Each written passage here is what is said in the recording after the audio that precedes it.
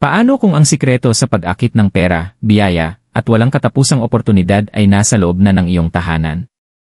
Isipin mo na dala mo lang ang dalawang simpleng bagay sa iyong pitaka, bigas at isang dahon ng laurel, at bigla mong maramdaman ang pagbabago ng iyong buhay patungo sa kayamanan at proteksyon. Maaaring tila kahanga-hanga o mahirap paniwalaan ito, pero sa loob ng maraming siglo, pinagkakatiwalaan ng mga Buddhist monk at matatalinong nakatatanda ang ritual na ito upang buksan ang mga pintuan ng kasaganaan. Marami sa mga sumubok nito ang nakapansin na dumadaloy ang pera sa hindi inaasahang paraan, natatanggal ang mga utang, at sa wakas ay pabor na ang swerte sa kanila. Kung nanonood ka ngayon, maaaring ito na ang senyales na handa nang magbago magpakailanman ang iyong kapalaran. Sa Pilipinas, matagal nang pinaniniwalaan ng mga tao na ang maliliit na kilos ay maaaring mag-akit ng malalaking biyaya. Mula sa paglalagay ng barya sa ilalim ng banig hanggang sa pag-aapoy ng kandila para sa proteksyon, bawat simpleng gawain ay may malalim na kahulugan. Ngunit kabilang sa mga pinakamakapangyarihang lihim na naipasa sa bawat henerasyon ay ang paggamit ng bigas at dahon ng laurel, dalawang bagay na tila ordinaryo, ngunit sagrado. Ang bigas ay matagal ng simbolo ng buhay, kasaganaan, at pang-araw-araw na kaligtasan, samantalang ang dahon ng laurel ay itinuturing na kalasag ng proteksyon at pang-akit ng yaman. Kapag pinagsama, bumubuo ito ng ritual na pinangangalagaan ng mga Buddhist at espiritual na tagapagsanay sa loob ng maraming siglo. Isipin mong tahimik mo itong dala sa iyong pitaka, malapit sa iyong enerhiya, tahimik na umaakit ng oportunidad, proteksyon, at kayamanan. Ito ay hindi lamang pamahiin, ito ay pananampalataya sa aksyon. At minsan, ang pananampalataya ang tulay sa pagitan ng iyong mga pakikibaka at ng mga biyayang matagal mo nang hinihintay. Ang lihim ng Budismo ipinapaliwanag. Sa loob ng maraming siglo, pinaniniwalaan ng mga Buddhist monk at espiritual na guro na ang universo ay tumutugon hindi sa komplikadong ritual, kundi sa mga simpleng kilos na may dalisay na pananampalataya at intensyon. Sa maraming gawain na bulong sa loob ng mga templo at sagradong pagtitipon, namumukod tangi ang kombinasyon ng bigas at dahon ng laurel bilang isa sa pinakamakapangyarihang ritual. Sa unang tingin, tila ordinaryo lamang ang dalawang bagay na ito, at mahirap paniwalaan na nagtataglay ng anumang mahika. Ang bigas ay pang-araw-araw nating niluluto, at ang dahon ng laurel ay kadalasang ginagamit sa pagluluto. Ngunit sa mata ng mga espiritual na maestro, may mas malalim itong kahulugan na lampas pa sa kusina. Ang bigas, sa halos lahat ng kulturang Asyano, ay sumisimbolo sa buhay mismo. Ito ay kumakatawan sa paglago, sustansya, at pangako ng bukas. Sa paniniwala ng Budismo, bawat butil ng bigas ay isang panalangin para sa kasaganaan, na nagpapaalala na kahit ang pinakamaliit na binhi ay maaaring dumami at maghatid ng walang katapusang biyaya. Kaya't madalas na pinagpapala ng mga monghe ang bigas sa mga seremonya, ito ay nagiging sisidlan ng enerhiya, tagapaghatid ng swerte. Kapag dala mo ang bigas sa iyong pitaka, hindi ka lamang nagdadala ng pagkain, dinadala mo ang vibrasyon ng kasaganaan, na nagpapaalala sa universo na bukas ka upang tumanggap. Sa kabilang banda, ang dahon ng laurel ay kilala bilang dahon ng proteksyon at pang-akit. Mula pa noong sinaunang panahon, ito ay sinusunog sa mga ritual upang linisin ang negatibong enerhiya, iwasan ang inggit, at akitin ang swerte. Sa mga templo ng Budismo, minsan ginagamit ang dahon ng laurel bilang handog na sumasagisag sa pagpapalaya ng takot at pagtanggap ng mga bagong oportunidad. Pinaniniwalaang ang halimuyak nito ay nagdadala ng mga panalangin diretsyo sa langit, binubuksan ang mga pintuan na minsang nakasarado. Kapag inilagay sa iyong pitaka, ang dahon ng laurel ay kumikilos bilang espiritual na magnet na hinahatak ang kayamanan, oportunidad, at positibong enerhiya papalapit sa iyo habang pinoprotektahan ang mayroon ka na. Ngayon, isipin ang lakas kapag pinagsama ang dalawang puwersa. Bigas, simbolo ng paglago, at dahon ng laurel, magnet ng kayamanan at proteksyon. Sama-sama, lumilikha sila ng harmonya ng enerhiya na direktang nakikipag-usap sa universo. Para itong bulong ng lihim na panalangin sa tuwing binubuksan mo ang iyong pitaka, tahimik na sinasabi, handa na akong tumanggap ng biyaya. Handa na akong tumanggap ng kasaganaan. Handa na akong protektahan. Ito ay hindi lamang ritual ng pagkakataon, ito ay ritual ng pagkakahanay. Sa Budismo, ang lahat ay tungkol sa pag-alin ng puso, kilos, at intensyon sa daloy ng universo. Sa pamamagitan ng paglalagay ng bigas at dahon ng laurel sa iyong pitaka, inialin mo ang iyong sarili sa natural na enerhiya ng kasaganaan at seguridad. Sinasabi mo sa universo na naniniwala ka sa daloy ng biyaya, at bilang kapalit, tumutugon ang universo. Maraming tao na sumubok sa simpleng kilos na ito ang nag-ulat ng nakakagulat na resulta. Ang ilan ay nakakita ng pera na dumarating sa hindi inaasahang paraan, tulad ng utang na matagal nang nakalimutan na nabayaran o biglaang oportunidad sa trabaho. Ang iba ay nakaramdam ng gaan na parang unti-unting natatanggal ang kanilang mga pasanin. At ang ilan ay nakaranas ng proteksyon, naiiwasan ang problemang pinansyal sa mga panahong tila malapit na ang panganib. Ito ay hindi aksidente, ito ay mga senyales na ang enerhiya ay kumikilos sa iyong pabor. Tandaan, ang lakas ng ritual na ito ay hindi lamang nagmumula sa bigas at dahon ng laurel, nagmumula ito sa pananampalatayang inilalagay mo sa kanila. Sa tradisyong Budista, ang intensyon ay lahat-lahat. Ang ritual na isinasagawa ng walang puso ay isang walang laman na gawain lamang. Ngunit ang ritual na ginagawa ng may sinseridad ay nagiging tulay patungo sa mga himala. Kaya bago mo ilagay ang bigas at dahon ng laurel sa iyong pitaka, hawakan mo muna ito ng may pasasalamat, bumulong ng iyong mga hiling, at isipin ang buhay na nais mong akitin. Mas malakas ang iyong paniniwala, mas malakas ang daloy ng biyaya na susunod. Kaya, kapag narinig mo ang lihim na ito, huwag mo itong ituring na isa na namang pamahiin.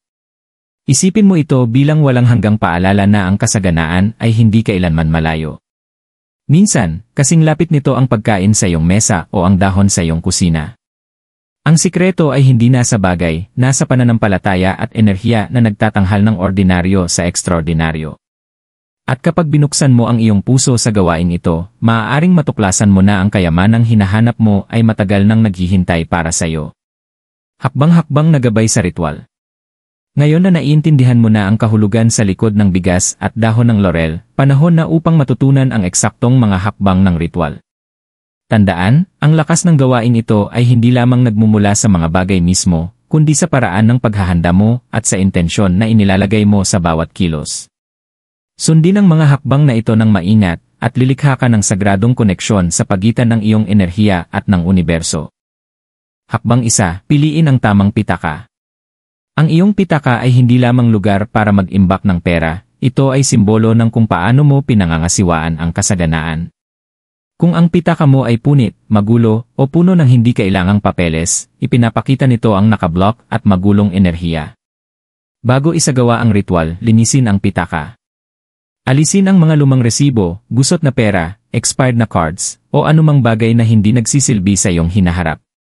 Isipin ito bilang paglilinis ng espasyo para sa mga bagong biyaya na pumasok. Ang malinis na pitaka ay lumilikha ng lugar para sa sariwa at dumadaloy na enerhiya. Hakbang 2, ihanda ang bigas. Kumuha ng 3 maliliit na butil ng hilaw na puting bigas.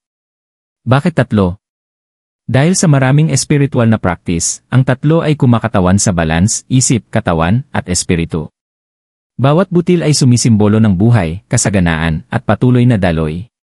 Hawakan ang mga butil sa iyong kamay, ipikit ang mga mata, at bumulong ng iyong intensyon. Maaari mong sabihin ng simple. Habang dala ko ang mga butil na ito, dala ko rin ang pangako ng paglago, kasaganaan, at walang katapusang biyaya. Damaing dumadaloy mula sa iyong puso patungo sa bigas ang enerhiya ng pasasalamat. Hakbang 3, piliin ang dahon ng laurel. Pumili ng isang buo at hindi punit na dahon ng laurel. Ang buo na dahon ay kumakatawan sa kumpletong biyaya at hindi nababasag na proteksyon. Bago ilagay sa pitaka, hawakan ito ng maingat sa iyong mga kamay. Huminga ng malalim at isipin na ang dahon ay nagliliwanag sa gintong liwanag. Bumulong ng tahimik. Pinoprotektahan ako ng dahong ito, umaakit ng kayamanan, at nagbubukas ng mga pintuan ng oportunidad. Mas taos puso ang iyong mga salita, mas malakas nagagana ang dahon bilang espiritual na magnet. Hakbang 4, ilagay ang mga bagay sa iyong pitaka.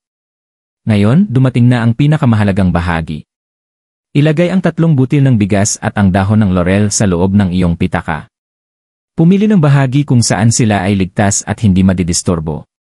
Maraming tao ang mas gustong ilagay ito sa cash section o sa maliit na bulsa sa loob ng pitaka.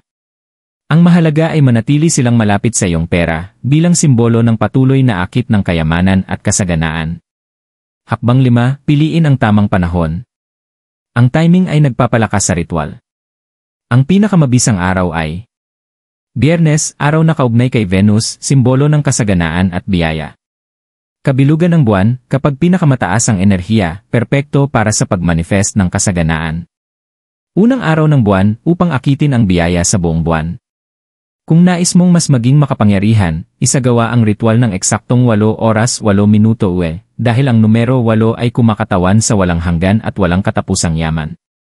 Hakbang 6, sabihin ang iyong mga affirmation. Pagkatapos ilagay ang bigas at dahon ng laurel sa pitaka, sabihin ng malakas ang iyong affirmations. Ang affirmations ay hindi lamang salita, ito ay mga utos sa universo. Maaari mong sabihin, madali at walang kahirap-hirap kong naakit ang pera. Dumarating ang kayamanan sa aking buhay mula sa inaasahan at hindi inaasahang pinagmulan. Ako ay protektado, ginagabayan at pinagpapala ng kasaganaan. Ulitin ang mga ito ng 3 beses ng buong paniniwala na parang dumating na ang mga biyaya. Hakbang 7, panatilihin ng may paggalang. Kapag natapos ang ritual, igalang ang mga bagay na inilagay sa pitaka. Huwag ituring ang mga ito bilang ordinaryo. Sa tuwing bubuksan mo ang pitaka, tandaan na dala mo ang simbolo ng kasaganaan at proteksyon. Kung masira ang mga butil ng bigas o tumanda ang dahon, palitan ito ng may paggalang. Laging pasalamatan bago itapon dahil ang pasasalamat ay nagpaparami ng biyaya. Hakbang 8, palakasin sa pamamagitan ng pasasalamat. Ang huling at pinakamakapangyarihang hakbang ay ang pasasalamat. Sa bawat pagkakataong pumasok ang pera sa iyong pitaka, maliit man o malaking halaga, bumulong ng isalamat. Ang pasasalamat ang gasolina na nagpapanatili sa ritual na ito. Mas marami kang pinasasalamatan, mas marami ang ipapadala ng universo. Kahit dumating ang mga hamon, ang iyong ugali ng pasasalamat ay tinitiyak na patuloy na dumadaloy ang mga biyaya. Maaaring tila simple ang ritual na ito, ngunit tandaan, madalas itinatago ng universo ang pinakamalalaking himala sa maliliit na kilos. Sa pamamagitan ng paglalagay ng bigas at dahon ng laurel sa iyong pitaka, hindi ka lamang gumagawa ng pamahiin, ini-activate mo ang espiritual na signal na sinasabi sa universo, handa na akong tumanggap ng higit pa. Handa na akong tumanggap ng kasaganaan. Handa na akong pagpalain. At kapag ipinadala mo ang signal na yon ng may pananampalataya at sinseridad, palaging tumutugon ang universo.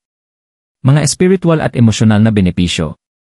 Pagkatapos isagawa ang ritual ng paglalagay ng bigas at dahon ng laurel sa iyong pitaka, karamihan sa mga tao ay inaasahan lamang ang pinansyal na resulta, tulad ng pagtanggap ng pera, panalo sa laro, o pagkatagpo ng ekstrang cash. Ngunit marami ang hindi napapansin na ang mga unang biyayang dumarating ay kadalasang di nakikita. Ito ay dumarating sa pamamagitan ng iyong enerhiya, emosyon, at sa paraan ng iyong pagsisimulang maranasan ang mundo sa paligid mo. Isa sa mga unang pagbabago na naiulat ng mga tao ay ang pakiramdam ng gaan, parang isang bigat ay tahimik na naalis. Maaaring bigla kang makaramdam ng kalmadong isip pagdating sa iyong pananalapi. Ang alalahanin na dati ay nagpapahirap sa dibdib ay nagsisimulang lumuwag. Hindi ito mahika, ito ay pag-aayos ng enerhiya. Sa sandaling isinasagawa mo ang ritual na ito ng may tapat na pananampalataya, tinatanggap ng iyong subconscious mind ang bagong paniniwala, bukas ako sa pagtanggap. Hindi ako nag-iisa. Posible ang kasaganaan. Ang pagbabagong ito sa pag-isip lamang ay maaaring magsimula ng pagbabago sa iyong buhay. Kapag naniniwala kang may darating na mabuti, nagsisimula kang kumilos ng iba. Maaaring mapansin mo na gumigising ka ng mas payapa. Ramdam mo ang pag-asa, kahit na hindi pa nagbabago ang sitwasyon. Ang pag-asa na ito ang unang himala. Binubuksan nito ang pintuan sa iba pang biyaya. Sa espiritual na aspeto, pinapagtibay ng ritual na ito ang iyong intensyon sa pisikal na mundo. Sa Budismo, naniniwala sila na ang intensyon ay hindi kumpleto hanggat hindi ito isinasaakwal. Sa pamamagitan ng paglalagay ng bigas at dahon ng laurel sa iyong pitaka, hindi ka na lamang nag-isip tungkol sa iyong mga nais, ipinapakita mo sa universo na handa ka na. Ang kilos na ito ay nagpapadala ng malinaw na signal na ang iyong puso ay nakaalin sa iyong mga layunin, at ang alignment na ito ay lumilikha ng malakas na magnet para sa mga biyaya. Isa pang benepisyo ay ang pagsisimulang akitin ang mga sitwasyon na tumutugma sa bagong enerhiya mo. Maaaring may kaibigan na biglang mag-alok ng tulong. Maaaring may lumang kliyente na makipag-ugnayan. O makatatanggap ka ng paanyaya na magbubukas ng bagong pintuan. Hindi ito aksidente, ito ay mga refleksyon ng pagbabagong ginawa mo sa loob. Hindi ka na naghahabol ng kasaganaan. Sa halip, nagiging uri ka ng tao na natural na tumatanggap nito. Sa emosyonal na aspeto, nakatutulong din ang ritual na ito sa pagbabalik ng pakiramdam ng kontrol. Ang mga problema sa pera ay kadalasang nagpaparamdam sa tao ng kawalang kapangyarihan. Ngunit kapag may sagrado kang practice, isang bagay na pwede mong hawakan, ramdam mo ang empowerment. Pinapaalalahanan ka na hindi mo kailangang umasa lamang sa swerte o pagsisikap. Mayroon kang espiritual na suporta. Mayroon kang mga kagamitan. Mayroon kang tradisyon. At higit sa lahat, mayroon kang pananampalataya. Isa pang emosyonal na benepisyo ay ang pakiramdam ng proteksyon. Maraming tao sa Pilipinas ang naniniwala na ang inggit, selos, o espiritual na hadlang ay maaaring makaapekto sa daloy ng pera. Ang dahon ng laurel, partikular, ay sinasabing sumisipsip ng negatibong enerhiya at lumilikha ng espiritual na hadlang. Kapag nasa iyong pitaka, hindi lamang nito inaakit ang mabuti, pinoprotektahan ka rin nito laban sa masama. Ang maliit na dahong iyon ay nagiging tahimik mong tagapangalaga na nagbabantay sa iyong mga biyaya kahit hindi mo namamalayan. Ang mga taong palaging gumagamit ng ritual na ito ay nagsasabing mas nakatutok at balanse ang kanilang pakiramdam. Hindi na sila nagpapanik sa maliliit na problema. Mas maganda ang kanilang desisyon. Mas kumpiyansa ang kanilang pananalita sa mga business meetings o negosasyon. Bakit? Dahil nagbago ang kanilang enerhiya. Hindi na sila kumikilos mula sa takot, kumikilos sila mula sa paniniwala. Maaari ring maapektuhan ang mga relasyon sa positibong paraan. Kapag ang iyong enerhiya ay naging masagana at kalmado, iba ang reaksyon ng mga tao sa paligid mo. Mapapansin mo ang mas maraming respeto, mas maraming pagmamahal, at mas maraming openness mula sa mga pinakamalalapit sa iyo. Ang iyong emosyonal na katatagan ay nakakahawa. Nagsisimula kang iangat ang iba sa simpleng pagiging grounded at may pag-asa. At marahil ang pinakamagandang benepisyo sa lahat, nagsisimula kang magtiwala muli. Hindi mo na tinatanong kailan magbabago ang mga bagay, at nagsisimula kang sabihing, alam kong nagbabago na ang mga bagay. Ang pagbabago sa lengguwahe na ito, ang pagbabago sa puso, ang tunay na gantimpala ng anumang espiritual na ritual. Kaya kahit bago pa man dumating ang pera, bago pa man ang promosyon, bago pa man maramdaman ang bigat ng pitaka, mararamdaman mo na ang mga biyaya na kumikilos sa loob mo. Dito mo malalaman na nagsimula na talagang magbukas ang mga pintuan ng ritual. Dahil ang tunay na kasaganaan ay hindi nagsisimula sa pitaka. Nagsisimula ito sa kaluluwa. Mga palatandaan na gumagana ang ritual. Pagkatapos isagawa ang ritual ng bigas at dahon ng laurel sa pitaka, maraming tao ang nagsisimulang magtanong, paano ko malalaman na ito ay gumagana? Ang sagot ay simple, laging nakikipag-usap ang universo, ngunit hindi palaging sa paraang inaasahan mo. Kaya mahalagang manatiling bukas, maalam, at nakaalin sa iyong enerhiya. Ang unang palatandaan ay kadalasang pagbabago sa iyong panloob na mundo. Maaaring mapansin mo ang biglaang alon ng kapayapaan, kahit hindi pa nagbabago ang sitwasyon mo. Gumigising ka ng mas magaan ang pakiramdam, na parang may naalis na hindi nakikitang bigat sa iyong balikat. Ito ay pakiramdam ng kaalaman na may nagbabago na sa likod ng mga eksena. Ang kapayapaang ito ay hindi aksidente, ito ang unang bulong ng alignment. Isa pang karaniwang palatandaan ay ang paglitaw ng paulit-ulit na numero, lalo na ang 111, 888, o 11 oras 11 minuto. Sa espiritual na tradisyon, ang mga numerong ito ay nagpapahiwatig ng breakthrough. Ang 888 ay lalo pang makapangyarihan, kilala bilang numero ng kayamanan, daloy, at walang hanggang biyaya. Kung nagsisimula kang makita ang mga numerong ito sa relo, resibo, plaka ng kotse, o kahit saan, ituring ito bilang kumpirmasyon, tumutugon ang universo sa iyong enerhiya. Maaaring makaranas ka rin ng di inaasahang pera o regalo. Maaaring hindi ito jackpot sa loto, pero maaaring bigla kang paluluguran ng isang kaibigan, o makakakuha ng maliit na refund na hindi mo inaasahan.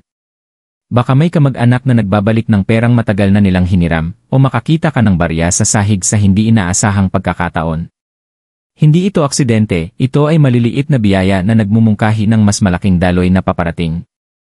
Ang mga panaginip ay isa pang makapangyarihang palatandaan. Marami sa mga nagsasagawa ng ritual na ito ang nag-uulat ng panaginip tungkol sa umaagos na tubig, berdeng mga bukirin, palayan, puno, o gintong liwanag. Ang mga panaginip na ito ay simbolo ng kasaganaan at espiritual na paglilinis. Maaari mo ring panaginipan ang iyong mga ninuno, lalo na ang matatandang babae tulad ng iyong lola o lola mo na nagbabasbas o nakangiti sa'yo.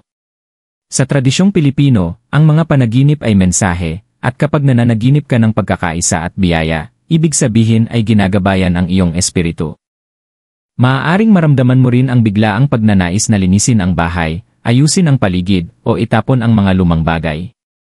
Ito ay palatandaan na ang iyong espiritu ay naghahanda para sa bagong enerhiya.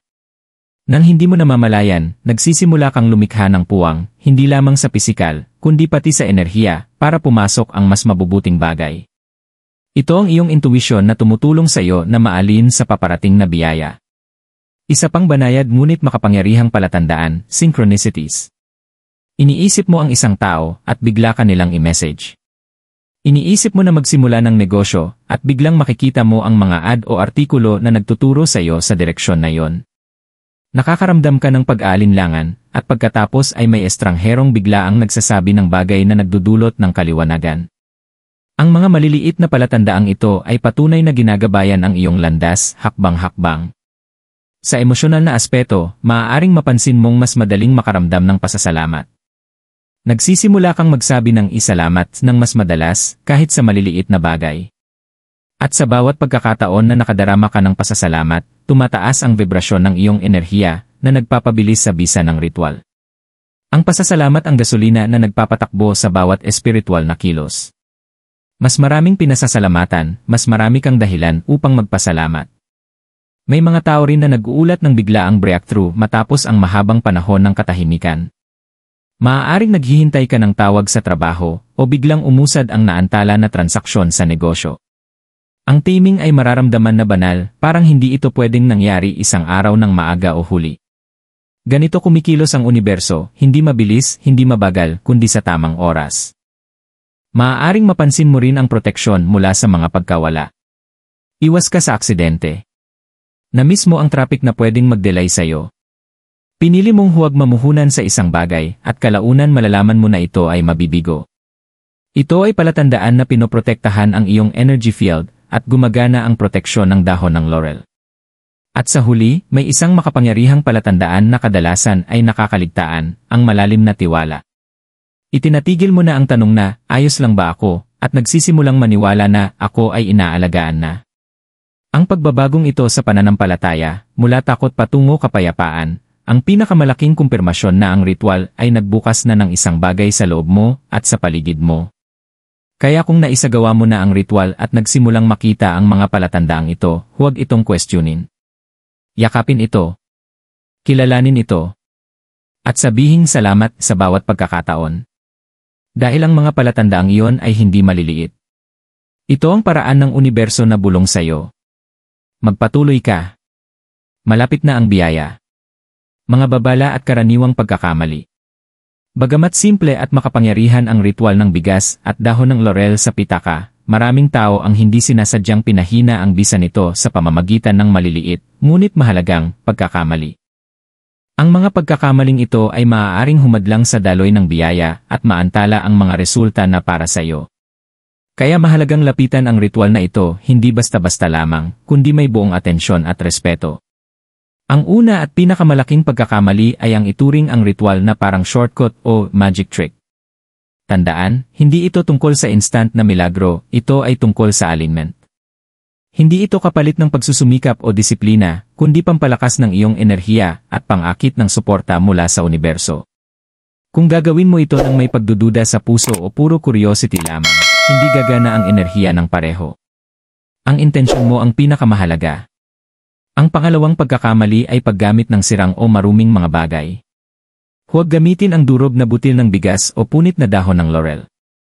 Ang mga ito ay kumakatawan sa sirang enerhiya at maaaring magdulot ng hindi matatag na resulta.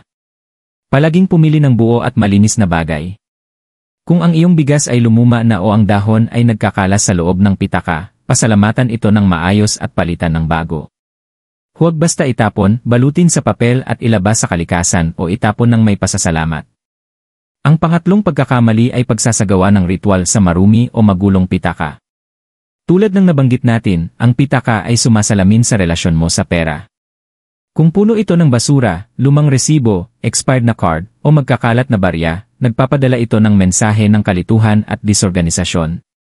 Bago ilagay ang bigas at dahon ng laurel, linisin muna ang iyong pitaka. Ito ay lumilikha ng espiritual na puwang para malayang dumaloy ang pera. Isa pang karaniwang pagkakamali ay ang makalimot sa ritual. Maraming tao ang naglalagay ng mga bagay sa kanilang pitaka at hindi na muling inaalala. Ngunit ang makapangyarihang ritual ay dapat maalala ng madalas.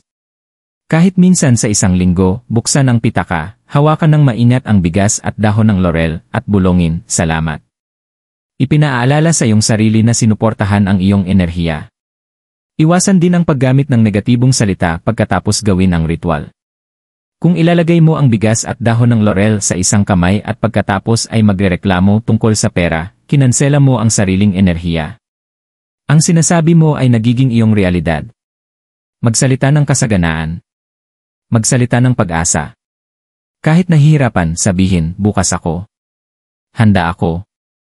Sinuportahan ako." At sa huli, huwag ibahagi ang ritual sa mga taong nagtatawa o nagdadala ng negatibong enerhiya. May mga tao na hindi maintindihan ang ginagawa mo at ayos lang iyon. Ang ritual na ito ay banal at personal. Ibahagi lamang sa mga taong may respeto sa espiritual na ritual at naniniwala sa biyaya. Sa pamamagitan ng pag-iwas sa mga pagkakamaling ito at pagsunod sa bawat hakbang ng may sinseridad, mapapanatili mo ang kalinisan ng enerhiya mo, tibay ng intensyon, at bukas ang landas sa mga biyayang naghihintay na sa iyo. Mga patotoo at kwento. Minsan, ang pinakamahusay na paraan para maunawaan ang kapangyarihan ng isang ritual ay hindi lamang sa pakikinig sa mga tagubilin, kundi sa pakikinig sa kung ano ang nangyari sa mga totoong tao na sinubukan ito. Sa kaso ng ritual ng bigas at dahon ng laurel sa pitaka, marami ang nagbahagi ng kanilang mga kwento, kadalasan nagsisimula sa pagdududa ngunit nagtatapos sa pagkabigla, pasasalamat, at pananampalataya. Isang babae, si Maria mula sa Cebu, ay matagal nang nahihirapan sa utang ng higit sa 1 taon. Kahit gaano siya magsumikap, tila mabilis na nawawala ang kanyang pera. Matapos mapanood ang isang video tungkol sa ritual na ito, nagpasya siyang subukan ito, tahimik, nang walang inaasahan. Nilinis niya ang kanyang pitaka, binigkas ang kanyang mga affirmations, at inilagay ang dahon ng laurel at 3 butil ng bigas sa loob. "Hindi ko inasahan na may mangyayari," ani niya. Ngunit sa loob lamang ng ilang araw, isang kaibigan na may utang sa kanya ang biglang nagbayad. Hindi ito malaking halaga, ngunit hindi inaasahan. Pagkatapos, nagsimulang dumami ang kanyang mga kliyente para sa maliit niyang online business. Sa unang pagkakataon sa loob ng maraming buwan, nakaramdam ako ng pag-asa, sabi niya. Isa pang kwento ay mula kay Arman, isang delivery driver sa Maynila. Nakita niya ang mga bayleaf ritual sa TikTok, ngunit hindi niya ito seryosohin. Ngunit isang gabi, matapos ma-overwhelm sa mga bayarin, naalala niya na ang lola niya ay naglalagay ng bigas sa pulang pouch sa loob ng pitaka. Pinagsama niya ang alaala na yon sa bayleaf method at isinagawa ang ritual para sa sarili. "Wala akong sinabi sa kahit kanino," ani niya. "Tahimik lang akong nagdasal." Sa loob ng 2 linggo, nakakuha siya ng mas mataas na kita sa delivery route at binigyan ng grocery ang isang kamag-anak na matagal na niyang hindi nakausap. "Hindi lang ito tungkol sa pera," sabi niya. "Parang sinimulan na ng universo na tulungan ako sa lahat ng direksyon." Kahit ang mga Filipino sa ibang bansa ay nagbahagi ng kanilang karanasan. Isang babae na nagtatrabaho sa Dubai ay isinagawa ang ritual sa panahon ng full moon at inuulit ang kanyang affirmations araw-araw. Kalaunan, nakatanggap siya ng hindi inaasahang job offer na may mas maginhawang oras at housing allowance. "Pakiramdam ko ay protektado ako," isinulat niya sa kanyang mensahe. "Parang mas malakas ang enerhiya ko." Isa sa mga pinaka-nakakakilig na kwento ay mula sa isang matandang babae na si Rosario sa Baguio. Ibinahagi niya na palagi siyang nagbubukas ng kandila at nagdarasal para sa mga biyaya ng kanyang mga apo. Nang marinig niya ang tungkol sa bigas at dahon ng laurel, sinubukan niya ito hindi para sa sarili, kundi para sa kanyang pamilya. "Inilagay ko ito sa coin purse at nagdasal para sa kanilang tagumpay," sabi niya. Sa loob ng 1 buwan, nakatanggap ang kanyang anak na babae ng scholarship at nakahanap ng unang trabaho ang kanyang apo na lalaki. "Hindi dumating sa aking mga kamay ang mga biyaya," ani niya, "ngunit dumaloy ito sa mga mahal ko." Ipinapakita ng mga kwentong ito na ang ritual na ito ay hindi superstisyon, ito ay tungkol sa pananampalataya, enerhiya, at espiritual na alignment. Lahat ng nagbahagi ng kanilang karanasan ay hindi perpekto sa paggawa nito. May ilan na nagdududa, may ilan na walang inaasahan na resulta. Ngunit ang pinagsama nilang karanasan ay ang kahandaang maniwala at maging bukas sa pagtanggap. Ito ang tunay na puso ng ritual na ito. Hindi nito hinihingi ang pagiging perpekto. Hinihiling lamang nito ang sinseridad, respeto, at tiwala. Dahil sa sandaling gawin mo ang maliit na hakbang ng pananampalataya, ang paglalagay ng bigas at dahon ng laurel sa iyong pitaka, nabuksan mo na ang pintuan sa pagbabago. At minsan, ang isang maliit na aksyon na iyon ang nagiging simula ng isang ganap na bagong kabanata sa iyong buhay. Ngayon na naunawaan mo na ang buong kahulugan, hakbang, at espiritual na kapangyarihan sa likod ng ritual ng bigas at dahon ng laurel, nasa iyo na ang susunod na hakbang. Ang universo ay laging nakamasid, laging naghihintay ng senyales mula sa iyo. At marahil ang video na ito ang senyales na yon. Hindi mo kailangan ng mamahaling bagay. Hindi mo kailangan bumiyahe ng malayo o hintayin ang perpektong oras. Ang kailangan mo lang ay pananampalataya, malinis na pitaka, 3 butil ng bigas, at 1 dahon ng laurel. Ngunit higit pa rito, kailangan mong maniwala na karapat-dapat ka sa mga biyaya. Kailangan mong maniwala na ang mahihirap na panahon ay hindi magtatagal magpakailanman. At kapag isinagawa mo ang ritual na ito, gawin mo hindi lang para sa pera. Gawin mo para sa kapayapaan ng iyong isip. Gawin mo para sa positibong enerhiya sa iyong tahanan. Gawin mo para sa proteksyon ng iyong pamilya. Dahil ang katotohanan, ang ritual na ito ay higit pa sa ritual, ito ay dasal sa kilos. Kung ang mensaheng ito ay nakarating sa iyo ngayon, hindi ito aksidente. Ang mga palatandaan, ang mga kwento, ang tamang oras, lahat ng narinig mo sa video na ito ay itinakda upang matagpuan ka sa sandaling ito. Kaya huminga ng malalim at sabihin sa iyong puso ng tahimik, I am ready to receive. I welcome abundance, protection, and divine timing. Kung ang video na ito ay tumouch sa iyo sa kahit anong paraan, ay comment ang iyong zodiac sign ang mga salitang, I am ready to receive blessings now. Punuin natin ang comments ng makapangyarihang intensyon at pinagsamang enerhiya.